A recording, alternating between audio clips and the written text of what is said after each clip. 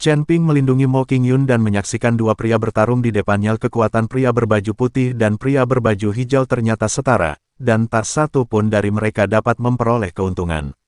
Setelah 100 gerakan, kedua pria itu mengayunkan telapak tangan mereka secara bersamaan, dan sosok mereka tiba-tiba terpisah sejauh 100 kaki. Kekuatan mengerikan terus menyerang Chen Ping dan anak buahnya. Namun, Chen Ping menemukan bahwa ketika gelombang kejut menyapu patung hantu jahat di sana, patung itu langsung menghilang di udara. Dengan kekuatan yang mengerikan itu, jika itu adalah gunung batu biasa, pasti sudah berubah menjadi bubuk sekarang. Dan pilar yang menjulang ke langit itu pun berdiri kokoh, sama sekali tidak terpengaruh oleh kedua lelaki itu. Ledakan. Dua orang yang baru saja berpisah itu bertabrakan lagi.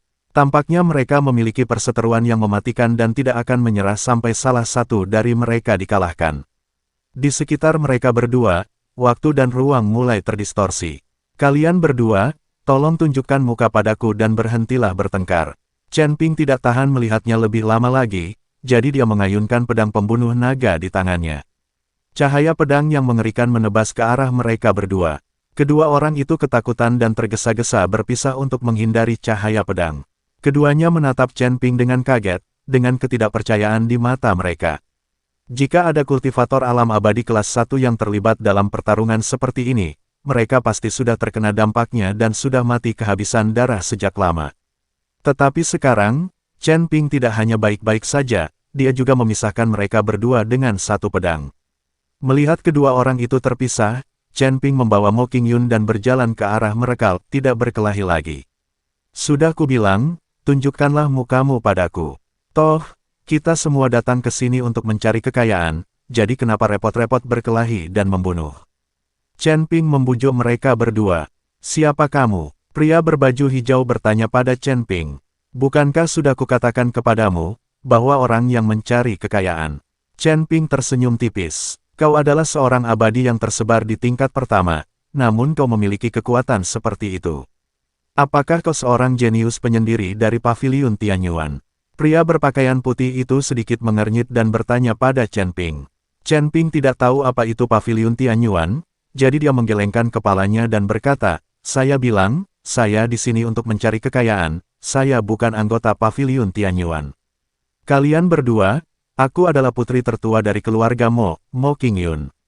Mo Qingyun mengambil inisiatif untuk memberitahu mereka berdua tentang identitasnya. Jadi kamu dari keluarga Mo. Pria berbaju hijau itu jelas tercengang. Pria berpakaian putih itu membungkuk dan berkata, jadi Anda Nona Mo. Saya minta maaf atas ketidaksopanan Anda. Yah, sudah takdir kita bisa sampai di reruntuhan ini pada saat yang sama. Mari kita lihat apakah ada bahaya di reruntuhan ini. Jika ada bahaya, kita tetap harus bekerja sama. Jika ada dendam, mari kita tinggalkan tempat ini terlebih dahulu. Chen Ping membujuk mereka berdua. Tak seorang pun dari mereka berbicara. Pedang Chen Ping tadilah yang membuat mereka berdua tercengang. Kalau saja Chen Ping tidak memamerkan keahliannya, maka akan menjadi bahan tertawaan baginya, yang hanya berada di alam abadi longgar tingkat pertama, untuk mencoba membujuk dua orang kultivator alam abadi longgar tingkat kelima. Mungkin mereka berdua sudah memberinya pelajaran sejak lama. Jika Anda ingin menengahi dan membuat orang mendengarkan Anda harus memiliki bakat dan pengetahuan yang nyata. Melihat tidak ada satupun dari mereka yang berbicara, Chen Ping berhenti memperhatikan dan perlahan berjalan menuju dua patung roh jahat itu.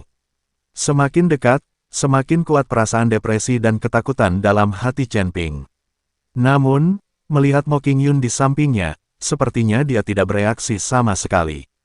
Chen Ping tidak tahu apakah dia satu-satunya yang merasakan hal ini.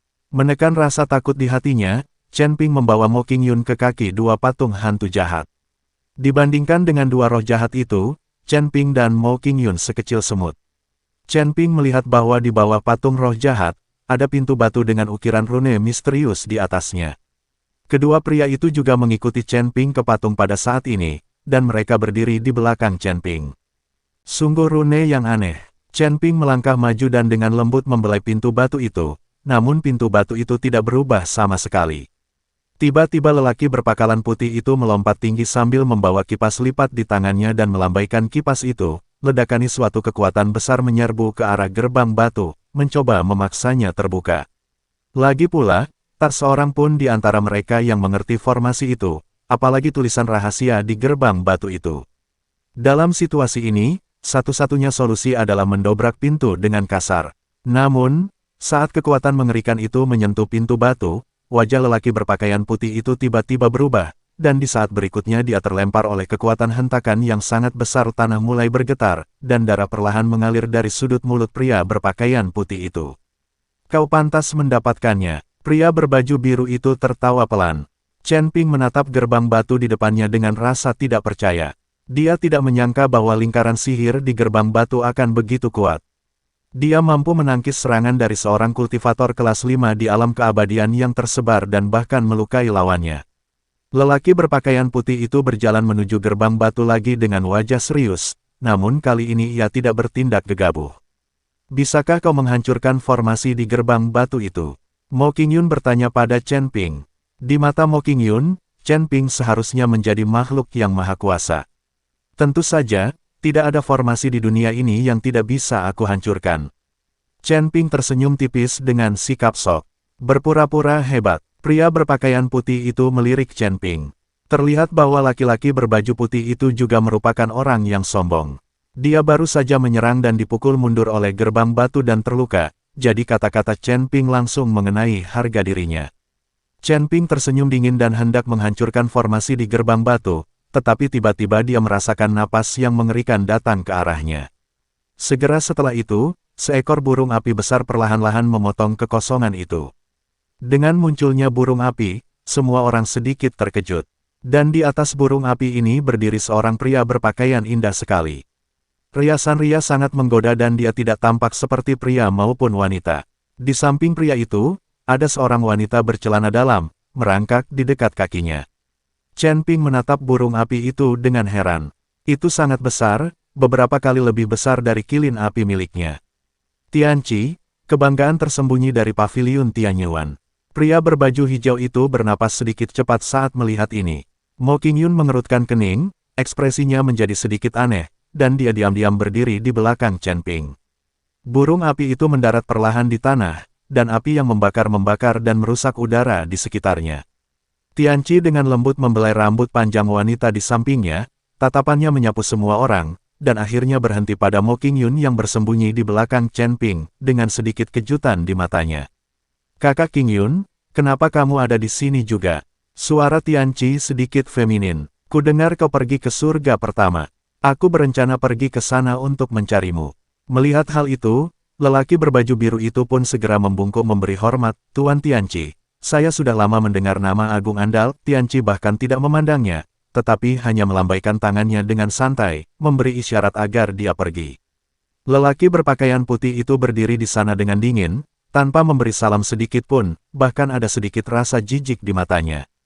Mata Tianqi perlahan bergerak ke arahnya, alisnya sedikit terangkat. Kenapa, kamu tidak mengenalku? Pria berpakaian putih itu berkata dengan tenang, memangnya kenapa kalau kita saling kenal? Oh, Tianqi terkekeh, tiba-tiba mengangkat tangannya, dan cahaya dingin melintas di ujung jarinya. Engah, dahi lelaki berpakaian putih itu langsung tertusuk dan darah mengucur keluar.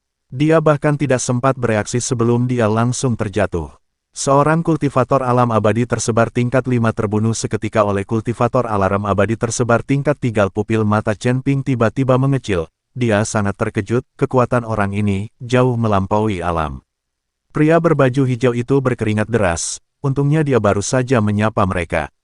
Tianqi menarik tangannya, seolah-olah dia baru saja menginjak semut hingga mati. Jika kau bersikap tenang di hadapanku, berarti kau sedang mencari kematian. Setelah mengatakan itu, dia mengalihkan pandangannya ke Chen Ping lagi, bagaimana denganmu? Kamu juga tidak mengenaliku. Chen Ping segera mengepalkan tangannya dan menunjukkan ekspresi hormat, Guru Tianqi terkenal, bagaimana mungkin aku tidak mengenalinya? Hanya saja aku baru pertama kali datang dan tidak bereaksi selama beberapa saat. Seperti kata pepatah, orang bijak tidak pernah menderita kekalahan di depannya. Sekarang kekuatan yang ditunjukkan Tianqi jelas di luar akal sehat, dan dia juga bisa bertarung di atas levelnya, jadi Chen Ping perlu lebih berhati-hati. Ketika dia tidak mengetahui kekuatan lawan, Chen Ping merasa lebih baik berkembang perlahan. Tianqi mengangguk puas, lalu menatap Mo Qingyun dan berkata sambil tersenyum menyeramkan, Saudari Qingyun, kamu kembali dari surga pertama tanpa memberitahuku, bagaimana kamu bisa sampai di sini? Mo Qingyun juga terkejut dengan perilaku Tianqi barusan. Orang ini membunuh orang saat dia sedang tidak senang. Dia terlalu merajalela. Mo Qingyun menggigit bibirnya dan berbisik, aku datang ke sini dari surga pertama. Surga pertama. Tianqi mencibir, kakak Qingyun memang suka bercanda. Bagaimana mungkin ada pintu masuk ke reruntuhan di surga pertama?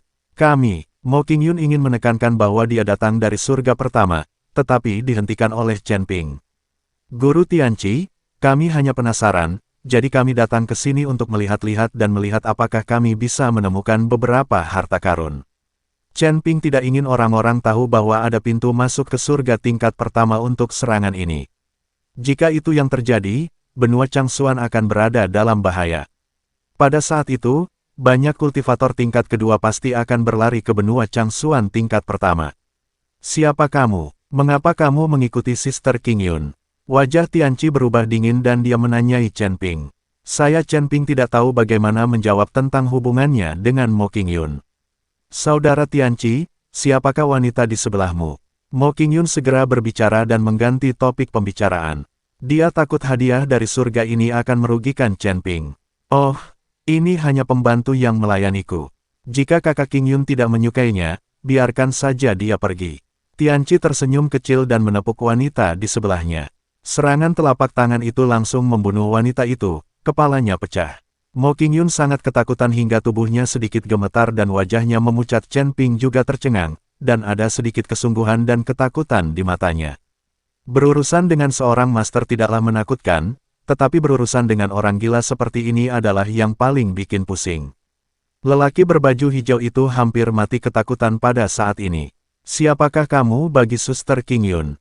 Setelah membunuh wanita itu, Tianqi tidak menyerah untuk menanyai Chen Ping. Saudara Tianqi, dia adalah salah satu pelayanku.